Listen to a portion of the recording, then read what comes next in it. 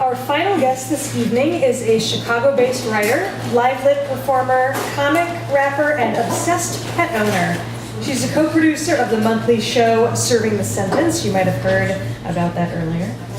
Is an original member of the Kates, a Write Club victor, and has also been featured at Story Club, Essay Fiesta, Story Sessions, and Guts and Glory, among others. She is also 1/4 of Chicago's all-female Beastie Boys tribute, She's Crafty, spitting rhymes as Ken D. Welcome back to Tuesday Funk, Kendra Stevens.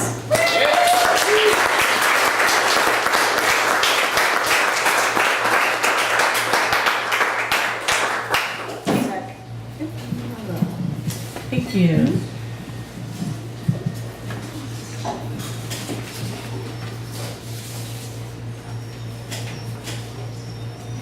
My family lived in an old two-story farmhouse. At the top and to the right of the stairs was a ledge wide enough to sit on. We usually used it for scaring a sibling or a launch pad for spit attacks or the threat thereof. There were 4 of us living in the middle of nowhere without a ton of parental supervision or cable TV. We got bored. When I was about 12, I was sitting on the ledge waiting for my brother Mickey to come up. I leaned over to say something to him, or maybe spit on him, who remembers these things? At the exact moment, he was beneath me. The top of his head hit my front tooth from underneath. My brother was 8, did a lot of stupid stuff, and seemed to have evolved a super strong skull. It felt like my tooth was pushed into my head with a rubber mallet.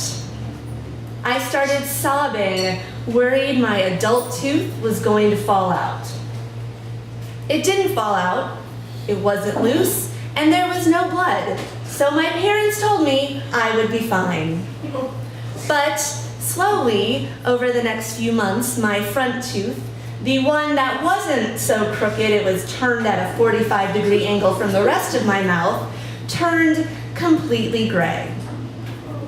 I had just started 7th grade and junior high after moving to Wisconsin and starting a new elementary school the year before. I had come from a series of schools where I had been bullied. And now I had a very obvious, weird colored front tooth. The bully target on my back became even bigger. My mom bought me products, whitening paste, electric polisher, bleach, everything short of actually taking me to the dentist. Despite my scrubbing, the tooth stayed gray. In the meantime, I stopped smiling. I stopped talking unless I had to. Whatever I could do to avoid showing my tooth. It didn't work. The kids who were going to say things already knew it was there. They still called me Gray Tooth, asked me loudly in the middle of class what was wrong with my tooth, or announced that my family was too poor to go to the dentist. After nearly a year of this, my mom got a job with dental insurance, and I finally saw a dentist. The tooth was dead.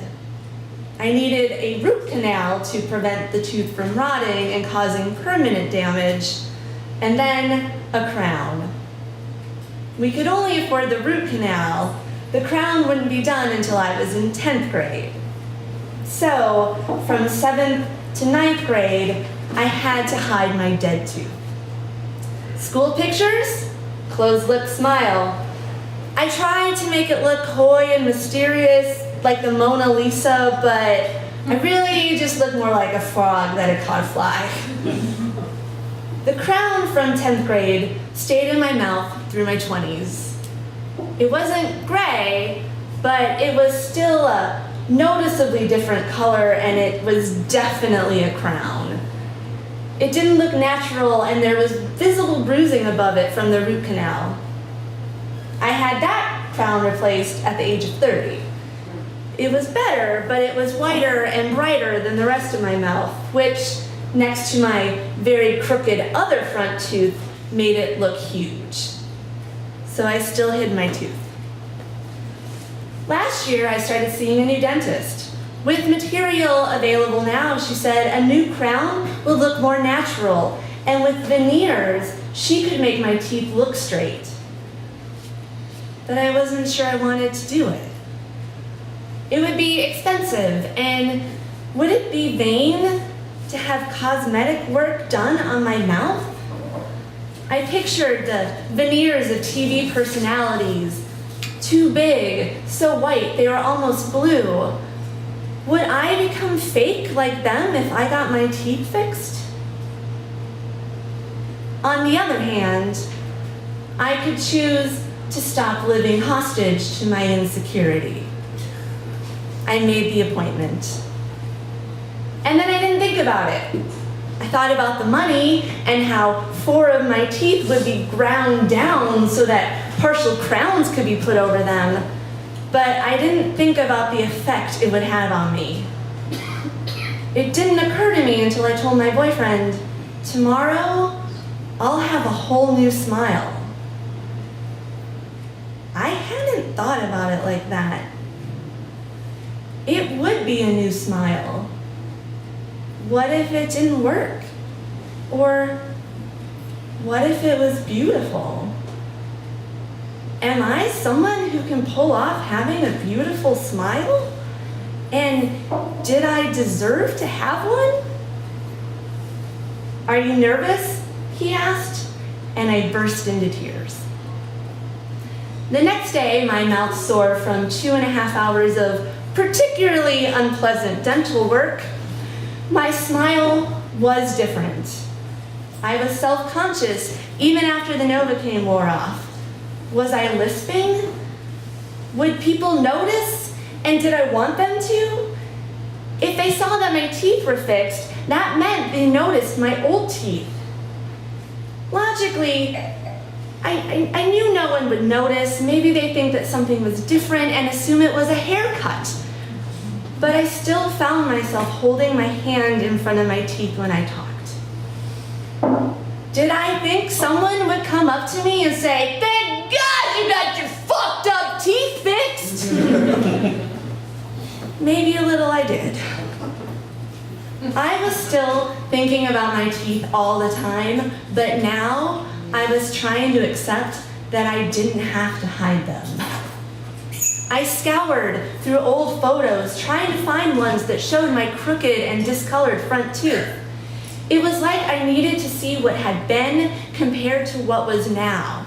I needed to make the change real. And I couldn't find a picture of me smiling with my front teeth visible.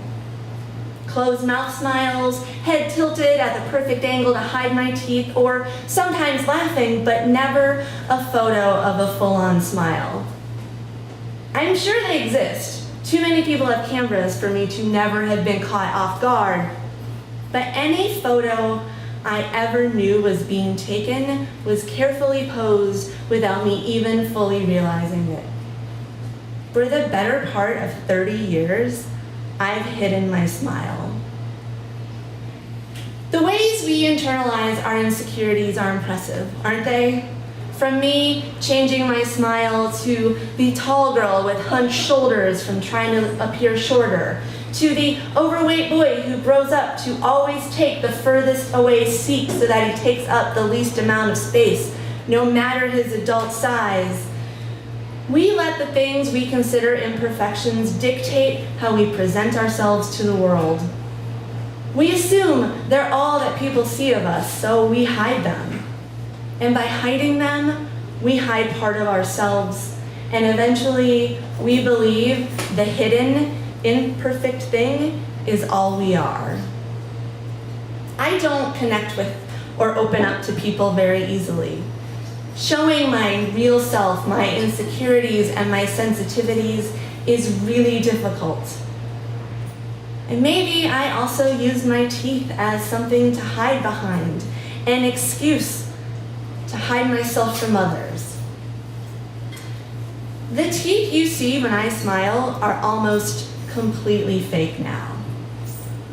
But I'm working on making the smile real. Thank you.